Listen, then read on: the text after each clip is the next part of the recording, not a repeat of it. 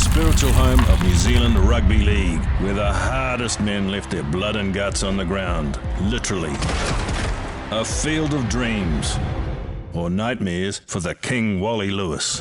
Keep the legend of Carlaw Park alive. Visit carlawparkdiehards.co.nz, a site where you can watch interviews with Kiwi League icons Kurt Sorensen, Olsen Filipina, Dean Bell and more. carlawparkdiehards.co.nz.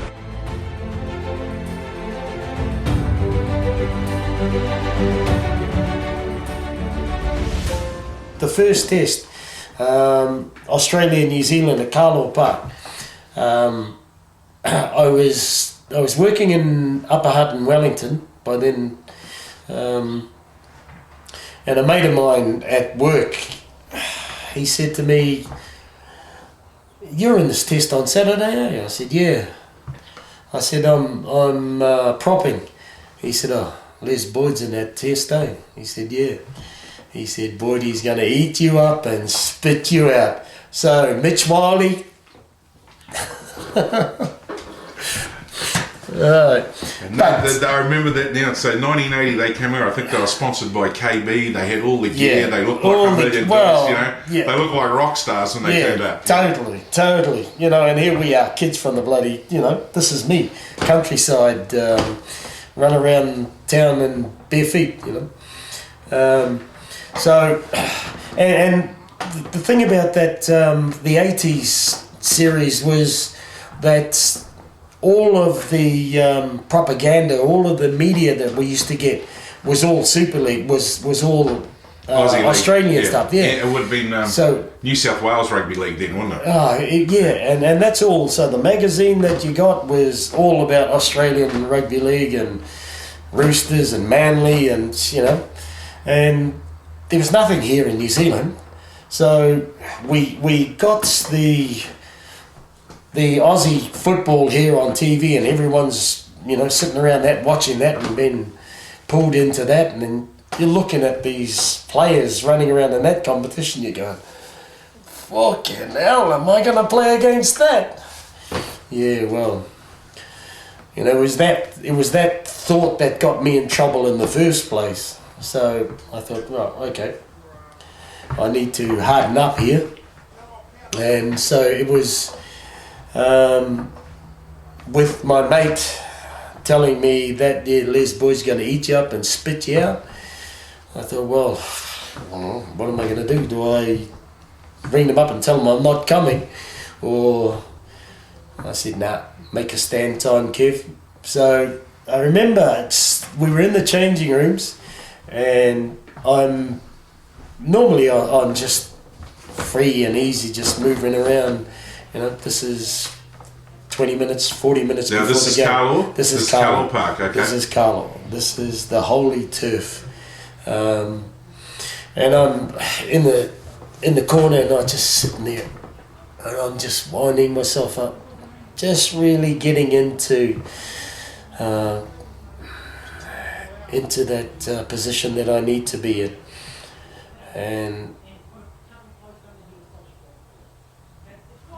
without a doubt, without a word of lie, I must have gone through the haka in my own mind 3 or 4, even a half a dozen or so times. And man, I was ready to go. I was wound up and just going over, just reciting the haka to myself over and over and over. And when the bell went, I said, yeah, it's time for me.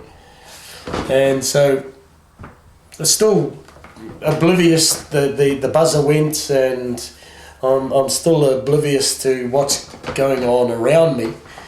And so we get out on the middle of Carlaw, and I'm standing, because I'm playing in the second row. Mark Graham is at loose forward, and I look at these Australians standing across from me, and I'm saying, "Fuck me dead." And I said through the side of my mouth, I said, "Hey Marcus, which one of those big bastards on the other side is Les Boyd?" And he said, "The little one on the end." I said, "What?" So I knew Les Boyd, right? Okay. I knew I had to engage straight away. If I didn't, then it was pointless in me being out on the field. So we kicked off, and Crayfish kicked it all the way down to the black. Greg Bretnell, I think he was the fullback. He caught the ball, and he ran it up, and I smacked Les Boyd.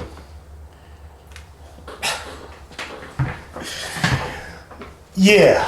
Okay. So the picture is Greg Bretnell's got the ball under the post. Les Boyd is standing on the 10-metre line, and I cracked him. The ball is nowhere in sight. And as soon as I cracked him, I knew. I said, yes, now I know you're human. You're not a god. So, Les came back later on in the game and had a few shots, but by then I was floating on air by then. You know, he didn't get up, he didn't eat me, he didn't burn me to death. And so, yeah, this whole legend, this whole persona of them being so damn good and godly like that fear just went out of me. I said, I can handle this, no trouble at all. So, you know, through that game, that's when I grew. I knew that I had nothing to fear. I knew what my own ability and strength was, and I knew that if it got dirty and messy, then yeah, I could handle that. If it went along as the game is normally played in Wellington, a gentlemanly fashion, then yeah, I could handle that.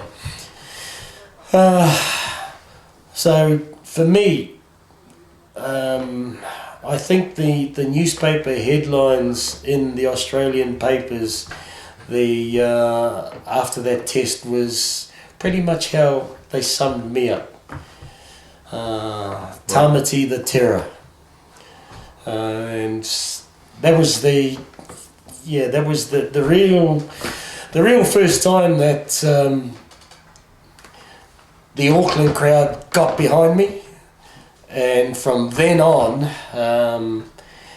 I think it was probably that game that made me one of the favourites to most of the Carlaw Park whānau who had supported the game.